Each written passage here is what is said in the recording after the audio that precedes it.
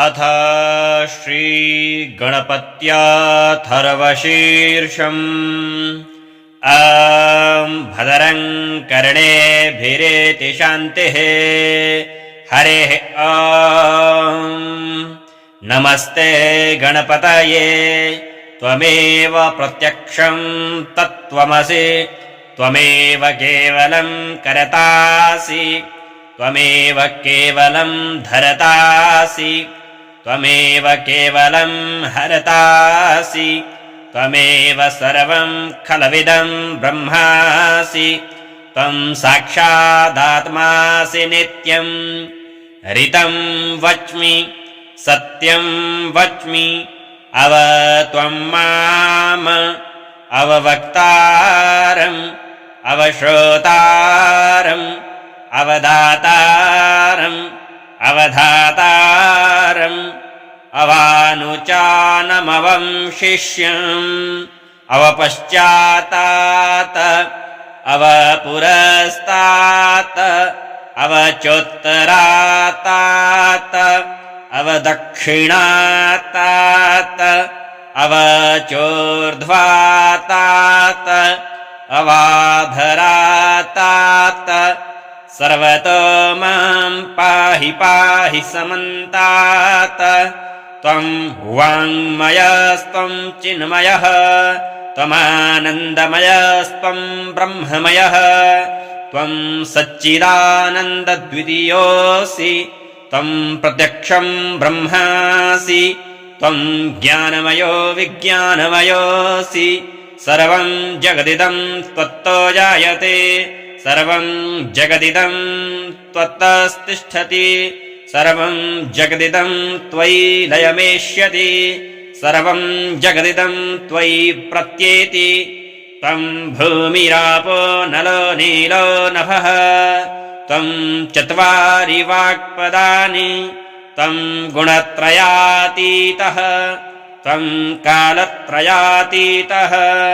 त्वं देहत्रयातीतः त्वं मूलाधारस्थितोऽसि नित्यं त्वं शक्तित्रयात्मकः त्वां योगिनो ध्यायन्ति नित्यं त्वं ब्रह्मा त्वं विष्णुस्त्वं रुद्रस्त्वमिन्द्रस्त्वमग्निस्त्वं वायुस्त्वं सूर्यस्त्वं चन्द्रमास्त्वं ब्रह्म भूर्भुवः स्वरोम् गणादिं पूर्वमुच्चार्य वर्णादिं तदनन्तरम् अनुस्वारः परतरः अर्धेन्दुलसितं तारेण रुद्धम् एतत्तव मनुस्वरूपम् गकारः पूर्वरूपम् अकारो मध्यमरूपम् अनुस्वारः शान्त्यरूपम् बिन्दुरुत्तररूपम् नादः सन्धानम् संहिता सन्धिः सैषा गणेशविद्या गणकर्षिः निच्चिद्गायत्री छन्दः श्रीमहागणपतिर्देवता ॐ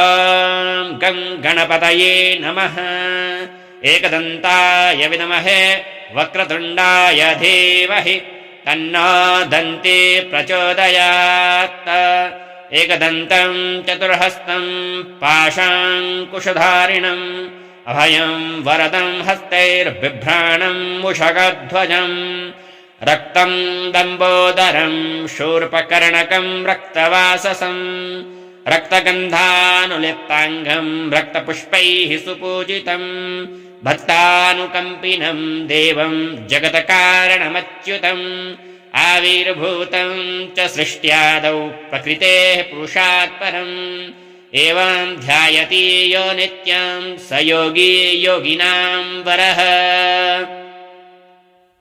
नमो व्रातपतये नमो गणपतये नमः प्रमथपतये नमस्तेऽस्तु लम्बोदरायैकदन्ताय विघ्नविनाशिने शिवसुताय श्रीवरदमूर्तये नमो नमः। एतदथर्वशिरो योधिते स ब्रह्मभूयाय कल्पते स सर्वविघ्नैर्न बध्यते स सर्वतः सुखमेधते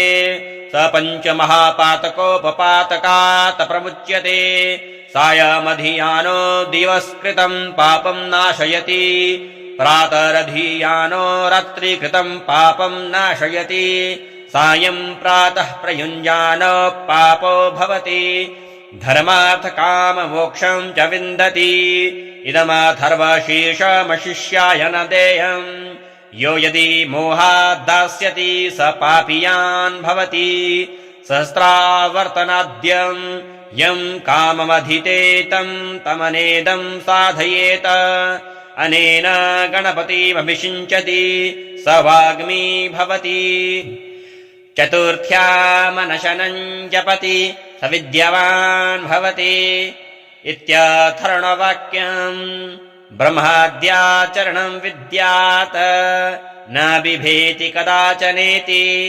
यो दुर्वाङ्कुरैर्यजति स वैश्रवणपमो भवति यो लाजैर्यजति स यशोवान् भवति स मेधावान् भवति यो मोदकसहस्रेण यजति स वाञ्छितफलमवाप्नोति यः सज्जसमिद्भिर्यजति स सर्वं लभते अष्टौ ब्रह्मणान् सम्यक् ग्राहयित्वा सूर्यवर्चस्वी भवति सूर्यग्रहे महानद्यां प्रतिमासन्निधौ वा जपत्वा सिद्धमन्त्रो भवति महाविघ्नात् प्रमुच्यते महापापात् प्रमुच्यते